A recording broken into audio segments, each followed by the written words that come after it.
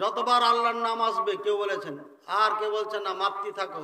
লাহি আসাদ্দু আলা শয়তানি মিনাল হাদিদ, শয়তানকে লোহার ব্যাট দিয়ে মারার থেকেও বেশি আঘাত করে এই আঙ্গুলে। তো শয়তানকে মারবেন না একবার এমনি করে ভয় দেখাবেন খালি, এই খবরদার আসিস না মারবেন? যাদের শয়তানকে ভালোবাসা আছে তারা একবার করবেন, আর যারা হাদিসকে ভালোবাসেন তারা বারবার মারবেন। জোরে মারবেন না আস্তে মারবেন? কাজে এমনি করবেন না, আর একজনের সমস্যা হবে। এই ধীরে ধীরে একদম লাঠি উঠাইয়া জুত করে মারবেন, এভাবে আস্তে আস্তে মারবেন, ধীরে ধীরে ধীরে। দৃষ্টি থাকবে এখানে, বুঝেছি না? বুঝে নাই? এক নাই দুই নাই 12টা আমল করেন। আমি আনতে ভুলে গেছি, 14টা নোট করেছি এই নামাজের ভিতরই। এই প্রথম থেকে নিয়ে যাই নামাজ বিছানোর থেকে নিয়ে 14টা বেদাত করে, যেগুলো কোরআনে নাই, হাদিসে নাই, কোথাও নাই। বানাওয়াট সপ্তাহগিরি করা। সালাম ফিরানোর পরে অনেক ইমাম সব হাত মাথায় রাখে, রাখে না? রাখে না? আসমানের নিচে জমিনের উপরে কোনো হাদিস নাই, এটা দলিল নাই, ভুয়াই চলছে মাযহাবের নাম দিয়া। আরো চলছে কন্টাক্ট বিবাহ, তালাক দিয়ে দিয়েছেন আপনি, হুজুরের কাছে গেছেন, মসজিদের হুজুর গায়ে থাম, কথা কইস না, চিল্লাচিল্লি করিস না, কখন দিয়েছিস রে? বলছে গত রাইতে দিয়েছি। কে জানে রে? কেউ জানে না। ঠিক আছে, তাহলে কাউ হয়েছে। তাহালিল করতে হবে আগে, হিলা করতে হবে, তাহালিল করবে। তাহালিল করতে মানে হালাল করতে হবে।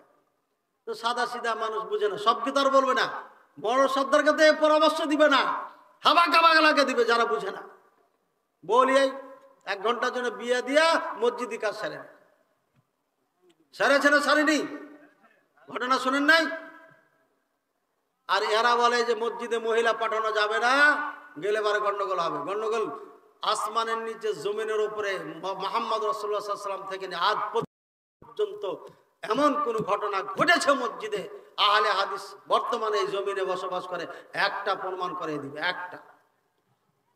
এটা আহলে হাদিস, এরা কোরআন সুন্নাহর বাইরে যেতে চায় না। এদের মা বোনেরা পাকা মুসলিম, কোরআন সুন্নাহর বাইরে যেতে চায় না।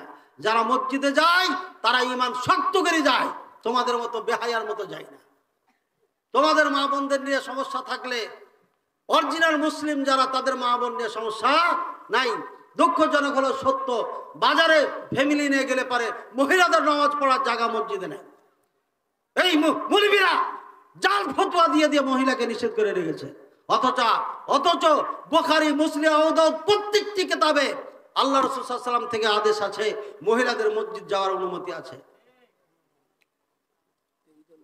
আপনার স্ত্রী বাড়িতে থাকা ভালো না বাজারে যাওয়া ভালো? বাড়িতে থাকা ভালো না? হুজুর আপনাকে কইবে আপনার স্ত্রী বাড়িতে থাকা ভালো, বাইরে যাওয়া ভালো না। আমিও কইছি বাইরে যাওয়া ভালো না, কিন্তু আমার স্বামী নাই, ছেলে নাই, ভাই নাই, আমাকে নিতে হবে কি নিতে হবে? এই সেনুরা নিতে হবে, সেনুরা। এটা কাউকে কইতে পারি না। সেনুরা বুঝেন? ফ্রিডম বুঝেন? মেয়েরা মাসে ঋতু হয় না, এটা ব্যবহার করে না। স্কুলে আপনার মেয়েকে শিখাচ্ছে সারারা, এই লজ্জা করবে না, আমাকে কইবা, ক্লাসমেটকে কইবা, এই আমার জন্য একটা নিয়ে আসিস। মানে বেহায়া বানাচ্ছে, এই বেহায়া নির্লজ্জ বেশ্যা টিচাররা। এখন আপনার স্ত্রী সম্ভ্রান্ত একজন মহিলা, কাউকে বলতে পারে না, কেউ নাই এমন যাওয়ার মতো, শহরে বসবাস করেন, বোরকা পরে তাকে যায় ওই জিনিসটা আনতে হবে না কাপড় চোপড় বাড়িতে নষ্ট করবে সব? কি বলেন? প্রয়োজন হলে যাবে না? বাড়িতে নামাজ পড়লে মনে ইতমিনান হয় না। জামাতে নামাজ পড়লে লম্বা কেরাতে পড়া যায়, জামাতে নামাজ পড়লে পারে 27 গুণ বেশি নেকি পাওয়া যায়। এটা কি নারীর জন্য, পুরুষের জন্য শুধু না নারীদের জন্য? সবার জন্য। ঠিক আছে, ঘরে উত্তম, তবে যাওয়ার অনুমতি আছে, আপনাকে যেতে দিতে হবে।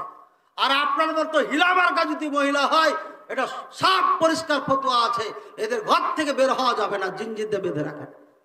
আপনার ওয়াজ শোনার জন্য রাত 12টা 1টা পর্যন্ত মহিলা এখানে থাকতে পারবে, আর মসজিদে যেতে পারবে না। কাপুরুষ কোথাকার বেহায়া বেশরমের মতো কথা বলো। ওয়াজ শোনার জন্য বৈধতা আছে, রাত ভোর মিলে তোমার ওয়াজ শুনবে, আর দিনে মসজিদে যাবে, সেটার জন্য ফিতনা হয়ে যাবে না? স্কুল কলেজ ভার্সিটি বাজার ঘাট গরম করে দিচ্ছে, ওদিকে সমস্যা নাই তোমার। মিছিল মিটিং করছে, শাহবাগে বোরখা পরে নামাজ পড়ছে, নতুন শাড়ি পরে নামাজ পড়ছে, ওটা সমস্যা নাই তোমার। আপনার পোস্টারিং করে বেড়াচ্ছে, বোরখা পরে পরে ভোট ভিক্ষা চেয়ে বেড়াচ্ছে, ওটা জায়েজ হয়ে গেছে তোমার জন্য। আর মসজিদে যে আল্লাহকে ডাকবে এটা জায়েজ নাই, ফতোয়া দিয়ে বেড়াও। আপনারা আবার পরে আমাকে গালি দিবেন, আপনাদের হুজুররা সুন্দর করে বুঝিয়ে দিবে, তো দেখো তো হুজুরটা কত সুন্দর মিষ্টি মিষ্টি কথা কইয়া আমাদেরকে সাইজ করে চলে। মিষ্টি কথার পাগল হয়েন না, কোরআন সুন্নাহ অনুযায়ী চলেন। গোটা পৃথিবীতে মসজিদে মহিলাদের ব্যবস্থা আছে, গোটা আরব দেশে মহিলাদের ব্যবস্থা আছে, শুধু এই ভারত আর বাংলাদেশে, মূর্খর দেশে এই ব্যবস্থা নাই। সৌদি আরব থেকে যে প্রত্যেকটি থানাতে মসজিদ দিয়েছে, সেখানে মহিলাদের জন্য স্পেশাল ভাবে বাজেট করে দিয়েছে, এটা মহিলা হবে এই স্থানে। তারাই ছক দিয়েছে মসজিদের, সেখানেও তারা অফিস বানিয়েছে, আড্ডা মারে, এখানে মহিলাদেরকে নামাজ পড়তে দেয় না। এ হচ্ছে বাংলাদেশের ইসলাম।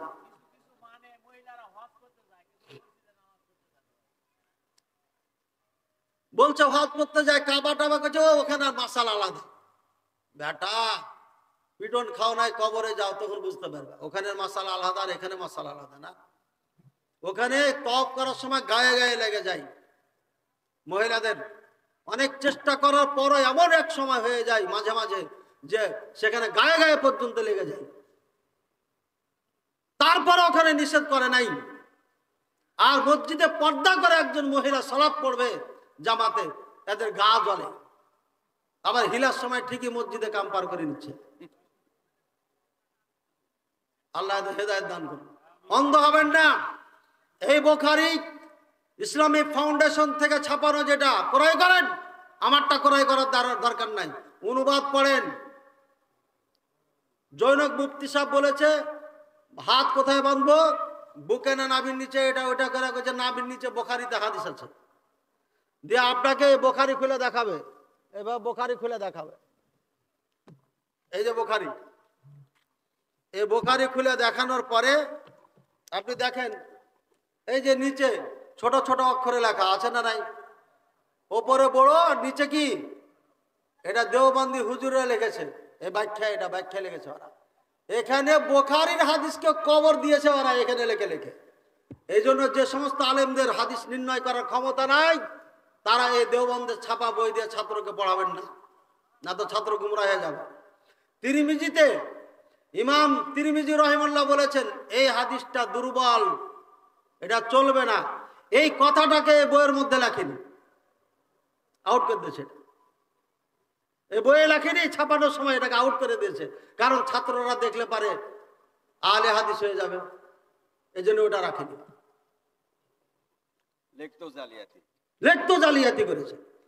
আর বুখারীর হাদিস, যেটা পৃথিবীর সমস্ত উম্মতে মুসলিমা ঐক্যমত, একে ধ্বংস করার জন্য, একে বাদ দেওয়ার জন্য, রহিত করার জন্য সেখান থেকে হাদিস কুড়িয়ে নিয়ে সেকে রহিত করে। এদের সামান্যতম যদি আল্লাহর ভয় থাকতো, এ কাজ কখনো করতো না। কি ভাই, আমার কথা কি রাগ করলেন?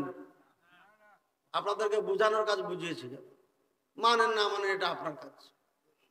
আপনি যদি মনে করেন যে বাংলাদেশের জর্দা খাওয়া হুজুর এটাই আমাদের উত্তম, ওই মক্কা মদিনার হুজুরের দরকার নাই, তাহলে আপনাকে আর বোঝানো যাবে না। বুঝেছেন? আপনি যদি ধর্ম এখানেই ভালো মনে করেন, নিরাপদ মনে করেন, তাহলে আপনাকে আর বোঝানো যাবে না। আর যদি মনে করেন এখানে নবীদের আগমন, নবীদের দেশ, এখানে ইসলাম এসেছে, এখানে ইসলাম আছে, থাকবে, বুখারীতে হাদিস আছে, ইন্নাল ঈমান লা ইয়ারজুল মদিনাতে কামা তারজু হাইয়াতু ইলা জওরিহা, মদিনাতে ঈমান থাকবে, কিয়ামত পর্যন্ত থাকবে।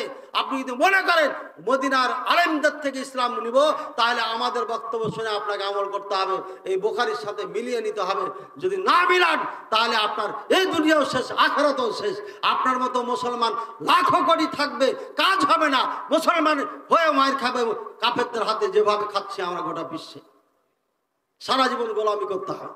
আমাদের মূল জায়গাতে না থাকার কারণে আজকে মতলক্ষ, আজ ঠেলাঠেলি, মারামারি আজও চলছে, শুধু এই কোরআন হাদিস না মানার জন্য।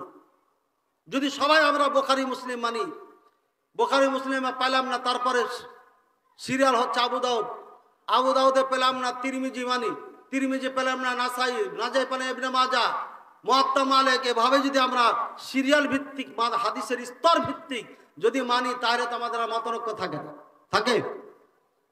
কিন্তু আমার নিজের মাযহাব, নিজের দল, নিজের মত এই মাটিতে বাস্তবায়ন করতে হবে, এই জন্য আমরা যুদ্ধ করে যাচ্ছি, অন্য কিছু না। অথচ তারাই বলছে যে না ওটা করলে হবে, এটা করলে হবে। আমাদের ঝগড়া হচ্ছে উত্তম অনুত্তম নিয়ে। আরে উত্তম আপনারটা, এটা বোখারিরটা, কমন জিনিস। সুতরাং আপনারা বুদ্ধিমান, জ্ঞানী মানুষ, শিক্ষিত মানুষ, আপনাদের বিবেক দিয়ে আপনার ইসলাম ফলো করেন। কাউরের বক্তব্য শুনে, কাউরের ওয়াজ শুনে নয়, নিজে স্টাডি করে, নিজে লেখাপড়া করে, কোরআন সুন্নাহর সাথে মিলিয়ে আমল করেন। ইনশাআল্লাহ দুনিয়াতে কামিয়াব, সফল হবেন, আখিরাতে মুক্তি পাবেন, সফল হবেন ইনশাআল্লাহ। আল্লাহ আমাদের তৌফিক দান করুন।